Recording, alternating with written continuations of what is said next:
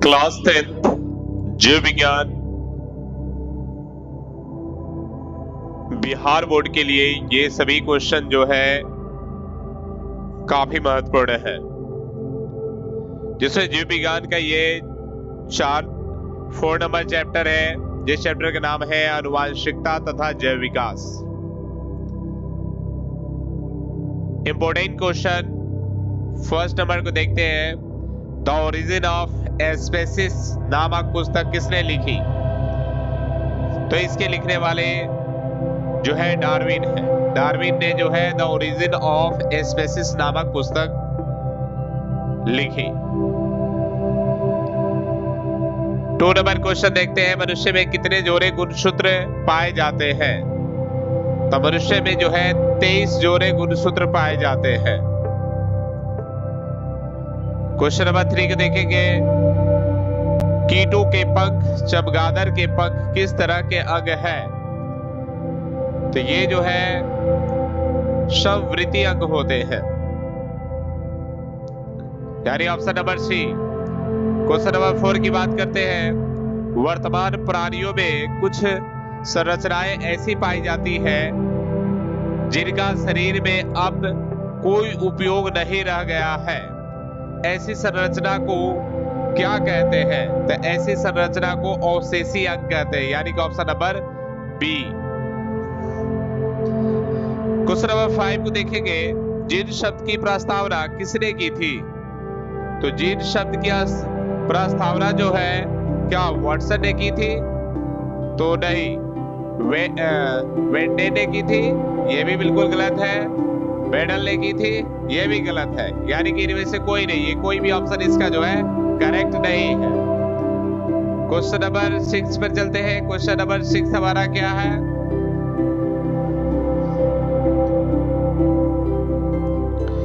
Question number 6 के देखेंगे कि कौन सा वैज्ञानिक बेडल के नियमों की पुनः खोज से संबंधित है? तो ये देखेंगे, इसका सही जवाब है सर्वक। सर्वक जो है बेडल वैज्ञानिक के नियमों का पुनः खोज से संबंधित है। क्वेश्चन नंबर 7 की बात करते हैं। गुणसूत्र बनते हैं, तो गुणसूत्र किससे बनते हैं?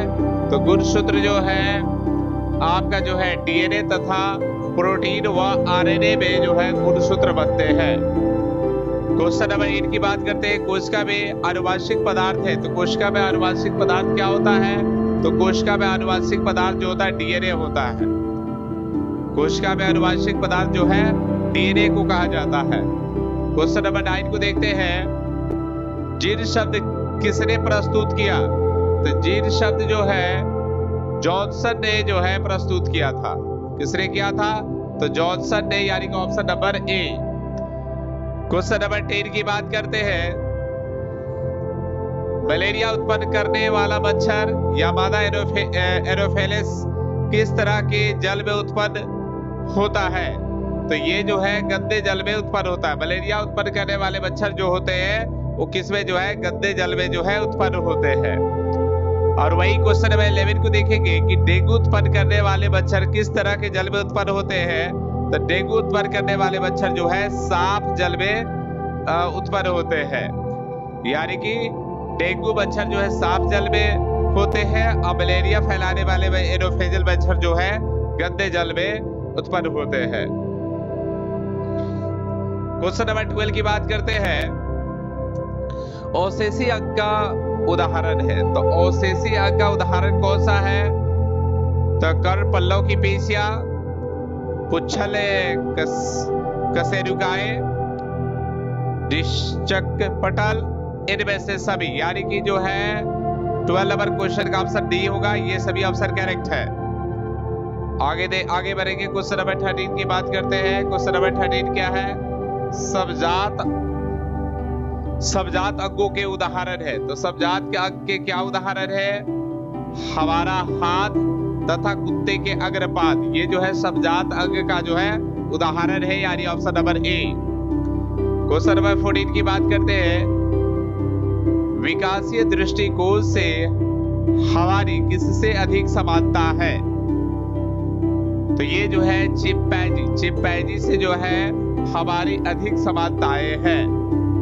क्वेश्चन नंबर 15 की बात करते हैं। लैंगिक जनन के उपरांत संतानों में लैंगिक जनन की अपेक्षा होगी तो क्या होगी?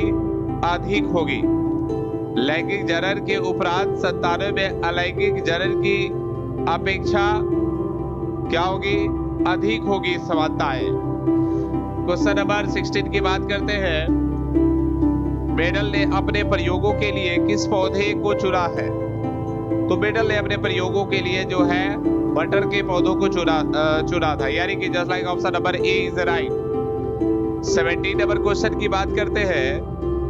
फ्रेडरिक विशर ने न्यूक्लिक नाम किसे दिया है? तो फ्रेडरिक विशर ने न्यूक्लिक नाम जो है किसे दिया है? तो ये ऑप्शन नंबर क्या होगा? इसका 16 होगा। नाभिक अम्ल को दिया है, नाभिक अम्ल को, यानी कि ऑप्शन नंबर ए। आगे देखेंगे क्वेश्चन नंबर 18 की बात करेंगे। क्वेश्चन नंबर 18 में दिया गया है, किसने प्रमाण दिया कि जिन गुणसूत्र का भाग है? किसने प्रमाण दिया कि जिन गुणसूत्र का भाग है? तो ये इसका ऑप्शन नंबर क्या होगा? सी होगा। 1902 यानी 1902 में टी बोवेरी एवं W.S. सट्टान ने दिया था। क्वेश्चन नंबर 19 की बात करते हैं। प्रत्येक गुणसूत्र 2 कुंडलित धागों का बना होता है, जिसे कहते हैं? तो जिसे क्या कहते हैं? तो इसे अर्ध गुणसूत्र कहते हैं। प्रत्येक गुणसूत्र 2 कुंडलित धागों का बना होता है, जिसे कहते हैं अर्ध गुणसूत्र। क्वेश्चन नंबर 20 की बात करते हैं। वे अंग जिनकी उत्पत्ति तथा मूल रचना में तो समानता होती, कार्य के अनुसार उनकी बाह्य रचना में परिवर्तन हो जाता है, को कहते हैं? तो क्या कहते हैं? तो इसको जो है समजात अंग कहते हैं, यानी कि ऑप्शन नंबर ए। शरीर में भोजन का पाचन किस प्रकार की अभिक्रिया है? तो शरीर में भोजन का पाचन जो है उपचयन अभिक्रिया है, यानी option number A. Question number 22 की बात करते हैं। मेडल ने अपने प्रयोगों के लिए कितने विकल्पी लक्षणों का अध्ययन किया? तो मेडल ने जो है अपने प्रयोगों के लिए जो है 5 लक्षणों का जो है अध्ययन किया। 23 नंबर क्वेश्चन की बात करेंगे। 23 नंबर क्वेश्चन है, एकल संकर क्रॉस के फलस्वरूप लंबे एवं डांटे पौधे का अनुपात था, तो क्या था? तो 3:1 था, यानी कि ऑप्शन नंबर बी 3:1, यानी कि एक लंबे और एक डांटे पौधे का जब अनुपात देखा गया तो उसके अनुपात जो है 3:1 प्राप्त हुए। क्वेश्चन नंबर 24 की बात करेंगे। क्वेश्चन नंबर 24 क्या है? द्विसंकर क्रॉस के फलस्वरूप उत्पन्न पौधों का फिनोटाइपिक का अनुपात था। तो फिनोटाइपिक अनुपात क्या था? तो ये फिनोटाइपिक अनुपात जो है ऑप्शन नंबर बी 9:3, 3:1। और आगे देखते हैं 25 नंबर क्वेश्चन। स्त्रियों में लिंग गुणसूत्र होते हैं, तो स्त्रियों में लिंग गुणसूत्र क्या होते हैं? तो XX होते हैं, यानी कि option number A is a correct. XX गुणसूत्र जो है स्त्रियों में पाए जाते हैं। वही अगर 26 की बात करें तो 26 में पुरुषों में लिंग गुणसूत्र क्या होते हैं? तो पुरुषों में लिंग गुणसूत्र जो होते हैं XY होते हैं, यानी कि option number B is a correct. 27 की बात करेंगे। प्राकृतिक वरण द्वारा जैव विकास के सिद्धांत की परिकल्पना किनके द्वारा की गई थी? तो 27 नंबर क्वेश्चन की जवाब होगा ऑप्शन नंबर ए, डार्विन के द्वारा जो है प्राकृतिक वरण द्वारा जैव विकास के सिद्धांत की परिकल्पना की गई थी। 28 नंबर क्वेश्चन क्यों देखते हैं। 28 नंबर क्वेश्चन में है, मनुष्य का वैज्ञानिक नाम क्या है? तो आप सभी जानते हैं कि मनुष्य का वैज्ञानिक नाम क्या है? होमो सेपियंस है, यानी कि option number C is a correct. आगे 29 नंबर क्वेश्चन को देखेंगे। मानव का उद्भव कहाँ हुआ था? तो मानव का उद्भव जो है अफ्रीका में हुआ था। सर्वप्रथम मानव का उद्भव जो है कहाँ हुआ था? अफ्रीका में हुआ था। आगे हम लोग क्वेश्चन नंबर 30 की बात करेंगे। 30 नंबर क्वेश्चन क्या है? चमगादड़ एवं पक्षी के पंख किस प्रकार के अंग के उदाहरण है? तो चमगादड़ एवं पक्षी के पंख जो है यह किस प्रकार के उदाहरण है? तो ये जो है समरूप अंग है। क्या है? समरूप है। 31 नंबर क्वेश्चन की बात करेंगे। प्राकृतिक वर्ण द्वारा जैव विकास इस सिद्धांत के जनक कौन थे? तो इसका जवाब होगा बी, यानी चार्ल्स रॉबर्ट डार्विन थे। उसका 32 नंबर क्वेश्चन की बात करते हैं। वंशागत नियमों का प्रतिपादन किसने किया था? तो वंशागत नियमों का प्रतिपादन जो है ग्रेगर जॉन मेंडल ने किया था। ग्रेगर जॉन मेंडल ने जो है वंशागत नियमों का प्रतिपादन किया था। 33 नंबर क्वेश्चन की बात करते हैं कि इनमें कौन सही है?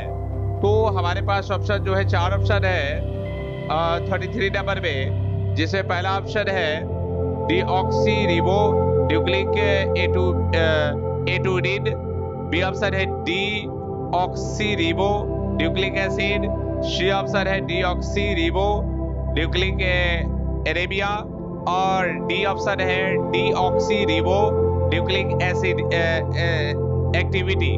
तो इसमें जो है बिल्कुल करेक्ट ऑप्शन हमारा क्या होगा? ऑप्शन नंबर बी हमारा करेक्ट होगा, डीऑक्सी रिबो न्यूक्लिक एसिड। ये ऑप्शन बिल्कुल सही है। उसके बाद हम लोग बढ़ते हैं क्वेश्चन नंबर 34 पर। 34 नंबर क्वेश्चन क्या है कि कान के निचले हिस्से को कहते हैं? तो कान के निचले हिस्से को क्या कहते हैं? 34 नंबर में क्या है कि कान के निचले हिस्से को कहते हैं? तो कान के निचले हिस्से को जो है कर्णपाली कहते हैं। क्या कहते हैं? कर्णपाली कहते हैं। Option number A is right. 35 number question की बात करते हैं। जैव विकास को सर्वप्रथम किसने समझाया? जैव विकास को सर्वप्रथम किसने समझाया? तो लामार्क ने समझाया। किसने समझाया? लामार्क, यानी option number A is right. 36 number की क्वेश्चन की बात करते हैं। विविधताएं कितने प्रकार की होती है? तो विविधताएं जो है यह 2 प्रकार की होती है। विविधताएं 2 प्रकार की होती है। 37 की बात करते हैं। किसी जीव की जीन संरचना उस जीव का कहलाता है? तो उस जीव का क्या कहलाता है? किसी जीव का जीव संरचना जो है उस जीव का कहलाता है। तो उस जीव का जीन प्रारूप कहलाता है और जीनोटाइप कहलाता है। यानी कि ए और बी दोनों ऑप्शन सही है, इसलिए हमारा ऑप्शन नंबर इसका क्या होगा? सी करेक्ट ऑप्शन होगा। आगे हम 38 नंबर क्वेश्चन की बात करते हैं। 38 नंबर क्वेश्चन जो है जीन प्रारूप तथा वातावरणीय दशाओं द्वारा निर्धारित वैसे आनुवंशिक लक्षण या विशेषक जो स्पष्ट रूप से दिखाई देते हैं कहलाता है। तो ये क्या कहलाता है? तो ये हमारा इसका सही करेक्ट जवाब होगा ऑप्शन नंबर सी, यानी लक्षण प्रारूप या फेनोटाइप कहलाता है।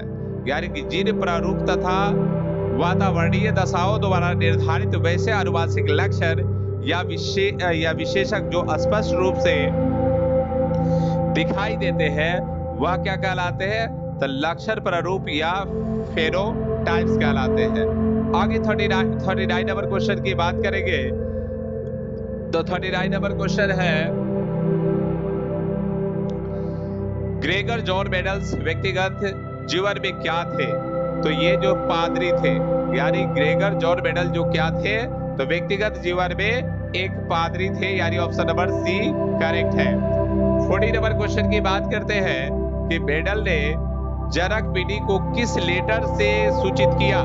तो मेंडल ने जनक पीढ़ी को जो है पी लेटर से जो है सूचित किया, यानी कि ऑप्शन नंबर ए आपके करेक्ट ऑप्शन है। 41 नंबर क्वेश्चन की बात करते हैं। तो 41 नंबर क्वेश्चन में क्या है कि किसी भी प्रजाति विशेषक के एक समष्टि या आबादी में स्थित समस्त जीन उस आबादी का कहलाता है। तो उस आबादी का क्या कहलाता है? तो जीन कोष कहलाता है। क्या कहलाता है? जीन कोष कहलाता है, यानी ऑप्शन नंबर बी। आगे 42 नंबर क्वेश्चन की बात करते हैं। जाति उद्भवन उन जीवों में होता है जिसमें